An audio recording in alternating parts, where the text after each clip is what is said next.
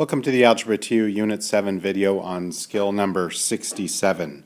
I can solve equations, inequalities, and problems involving exponential and logarithmic expressions. We'll begin our notes on page 67A. This particular skill rests on two fairly straightforward statements or properties about exponentials and logarithms. The first says, if you have b raised to the x and you set it equal to b to the y, then you're able to say x equals y. And that kind of makes sense. If I gave you the example 6 to the x equals 6 to the 3, we could say x is 3.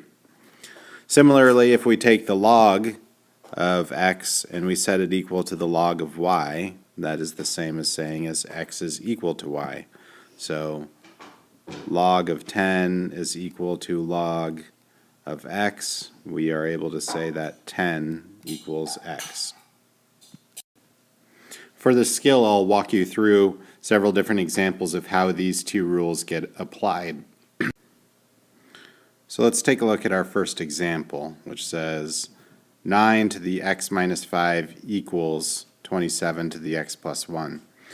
A really common pattern you want to use when solving these problems is write them in the same base if possible. And so we notice that the number 9 could be rewritten as base 3 squared, and 27 could be rewritten as 3 to the third. So what we can do is replace 9 with 3 squared and replace 27 with 3 to the third, giving us 3 squared to the x minus 5 equals 3 to the third to the x minus 1. And then we can use the power property of exponents and multiply 2 times x minus 5 to get 2x minus 10. And then we can take the 3 and multiply it by the x plus 1 to get 3x plus 3. Now that we have two halves of the equation, both with a common base of 3, we can apply our first rule and just say the exponent is equal to the other exponent and solve for x.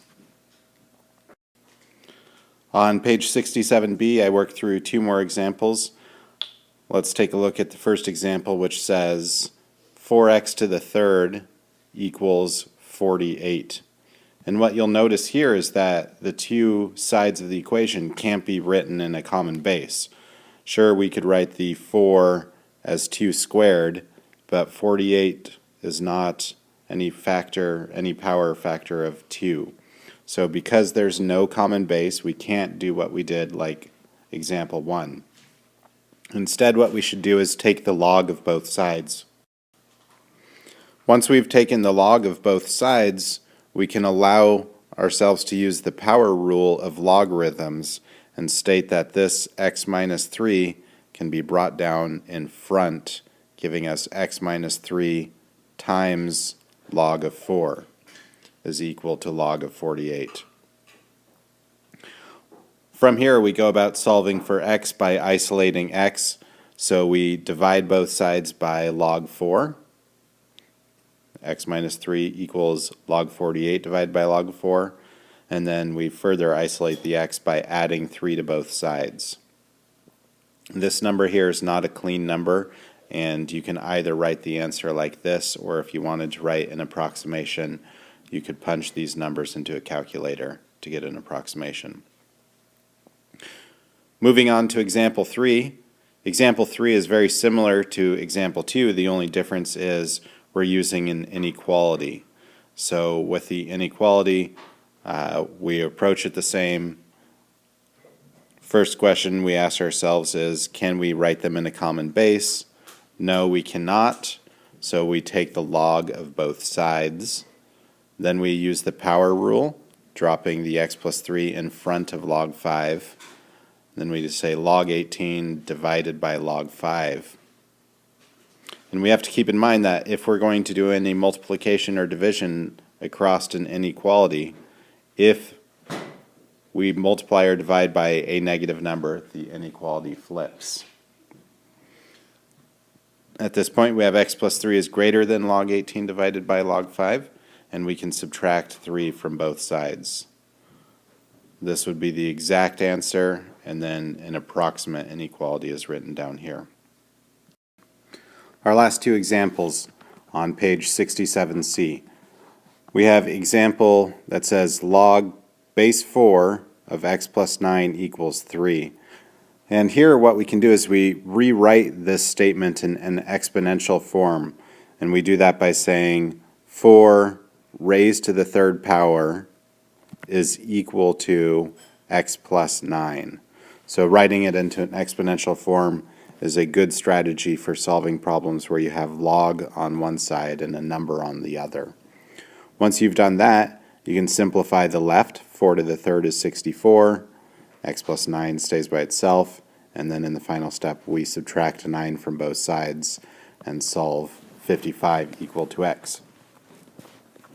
The final example is about as complex as we'll see.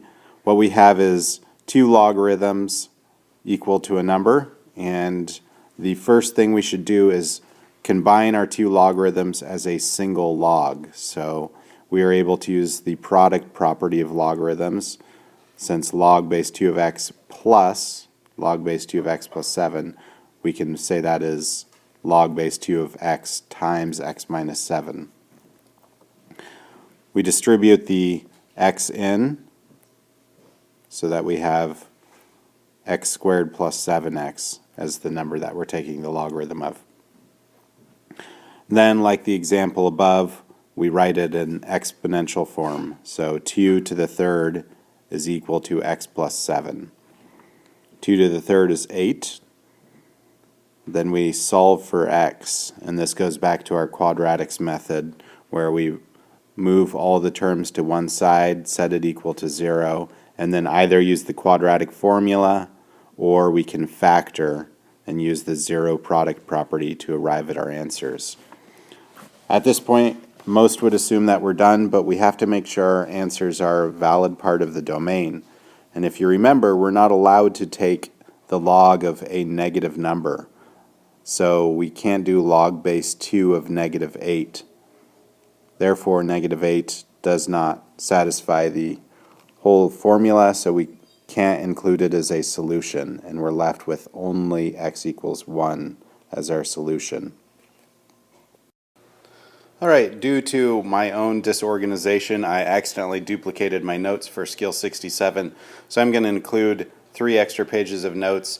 You do not need to take these, though. It may be worth taking a look at the examples, because I believe that the second set of examples that I generated are far more informative.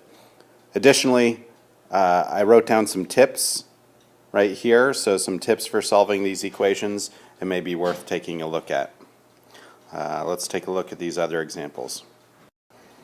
All right, in example 1, the example was set up so that you could use the very first tip I gave you, which was try writing the equation so all exponentials have the same base. So they currently don't have the same base, 8 and 16. So I rewrote them so they had the common base. And then from there I went through and solved as described in previous examples. Example 2, we noticed that it has an exponent only on one side of the equation, so the tip I offered was take the log of both sides. And finally, example 3, I was using the tip, try writing the logarithm in exponential form. So 4 to the third equals x to the 7th. And then from there we can use algebraic steps that we're already familiar with. The last two examples are fairly straightforward. Example 4, we use the quotient property. We combine our two logs into a single logarithm, and then from there we simplify, and we can use writing it in exponential form to solve out for x. Example 5 is worth taking a look at because example 5 is actually a more difficult problem. In the end, we wind up going through the process. First we combine our logarithms, then we isolate the logarithm and write it into exponential form, and then we go about solving for x. And this gives us a quadratic equation, and in order to solve that we have to apply the quadratic formula. Good old review of quadratic formula. The quadratic formula yields two answers, one of them being -1/2 and the other being 1/5. And we have to check whether those fit in the domain of the original problem, and this negative one doesn't because we can't take the log of a negative number.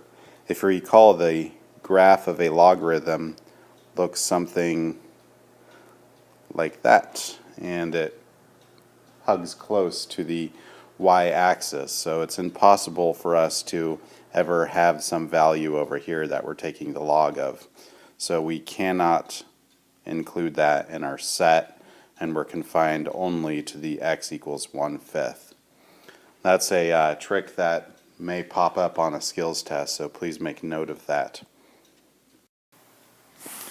All right. For this skill test, there's a few key ideas and concepts.